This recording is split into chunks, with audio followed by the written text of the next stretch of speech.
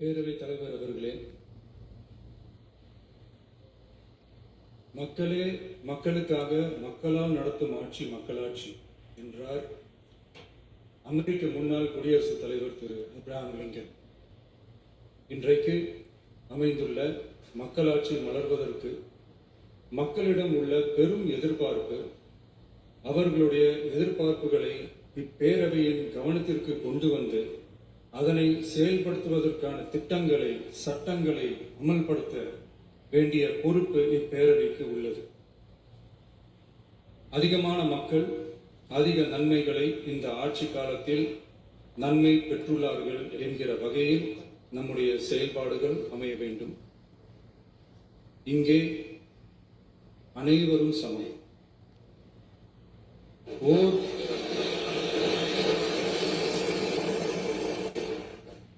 ஓர் உறுப்பினரை கொண்ட கட்சிகள் இங்கே இடம் பெற்றிருந்தாலும் அவர்களுடைய கருத்துகளுக்கும் அதிக எண்ணிக்கை பெற்ற தமிழக வெற்றிக் கழக உறுப்பினர்கள் தெரிவிக்கும் கருத்துகளுக்கும் சமமாகவே மதிப்பளிக்கப்பட்டு நல்லவை ஏற்கப்பட்டு அல்லவை நிராகரிக்கப்பட்டு ஜனநாயகத்தின் இதயமாகவும் மூளையாகவும் இப்பேரவை செயல்பட வேண்டும். அதற்குரிய வகையில் பெருமை வாய்ந்த வரலாற்று சிறப்பு கொண்ட இப்பேரவையை நடத்தி செல்லும் பண்பை பெற்றுள்ளவரையே தமிழக வெற்றிக் கழகம் முன்மொழிந்து தாங்கள் இன்றைக்கு இந்த ஆசனத்தில் அமர்ந்துள்ளீர்கள்.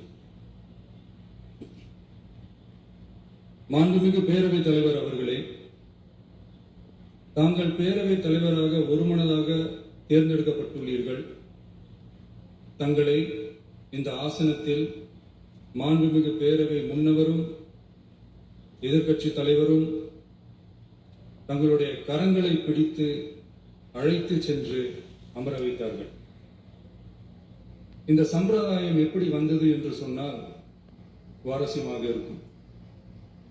பெரிய வரலாறு சம்பவத்தில் உள்ளது. இங்கிலாந்து நாட்டில் உள்ள பாராளுமன்ற நடைமுறைகளை போன்றதே நம்முடைய பாராளுமன்ற நடைமுறைகளும்.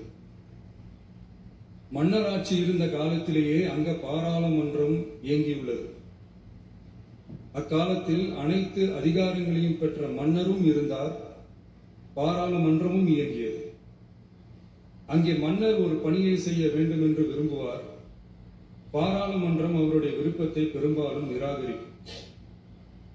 மன்னர் விரும்பிய காரியத்தை பாராளுமன்றம் நிராகரித்து விட்டது என்கிற செய்தியை மன்னருக்கு சொல்ல வேண்டியவர் பாராளுமன்ற தலைவர், ஸ்பீக்கர் என்பார். பாராளுமன்றத்தின் கருத்தை மன்னரிடம் சொல்ல வேண்டியவர் ஸ்பீக்கர். அதற்கு துணிவு வேண்டும். சில பணிகளை செய்வதற்கு தான் பாராளுமன்றத்தின் அனுமதி வேண்டுமே தவிர அந்த ராஜ்யத்தில் உள்ள எந்த பிரஜைக்கும் மரண தண்டனை விதிக்கும் அதிகாரம் மன்னருக்கு உண்டு.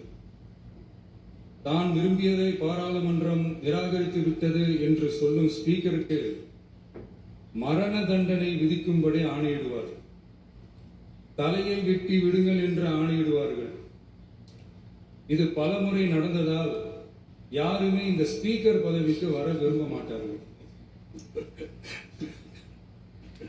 எனவே புதிதாக பாராளுமன்றம் அமையும் போது ஸ்பீக்கர் பதவிக்கு ஒருவர் அறிவிக்கப்பட்டவுடன் அவர் உடனே தலை தப்பித்தால் போதும் என்று ஓட்டம் பிடிப்பார்.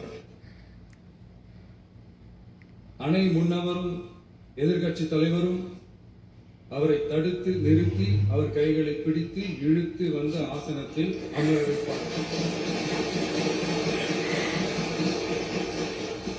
இதுதான் அந்த காலத்தில் இருந்து வந்த மரபு.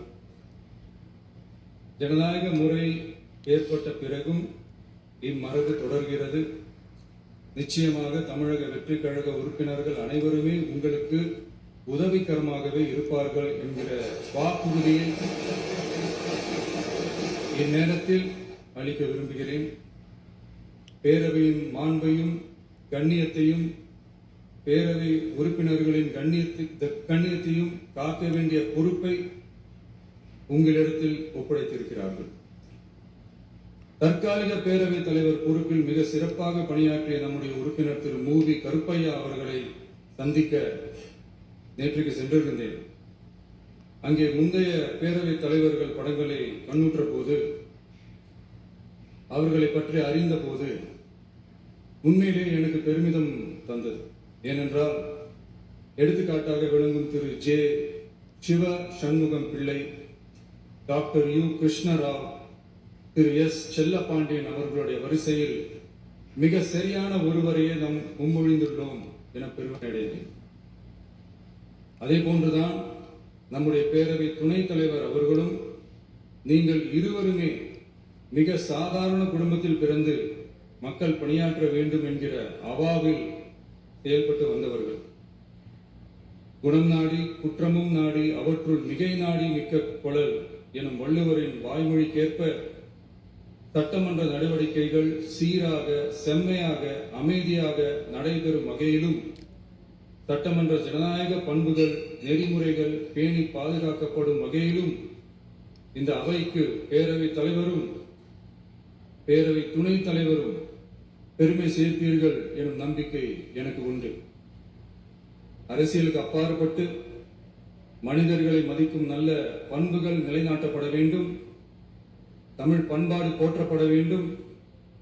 அவையின் மரபும் மாட்சிமையும் மதிப்பும் காக்கப்பட வேண்டும் என்ற நல்லெண்ணத்தின் அடிப்படையில் அந்த பதவி ஏற்றுள்ள தங்கள் இருவராலும் காப்பாற்றப்படும் என்னும் நம்பிக்கையை மீண்டும் தெரிவித்து என் உரையை நிறைவு செய்கிறேன். நன்றி, வணக்கம். மாண்புமிகு பேரவை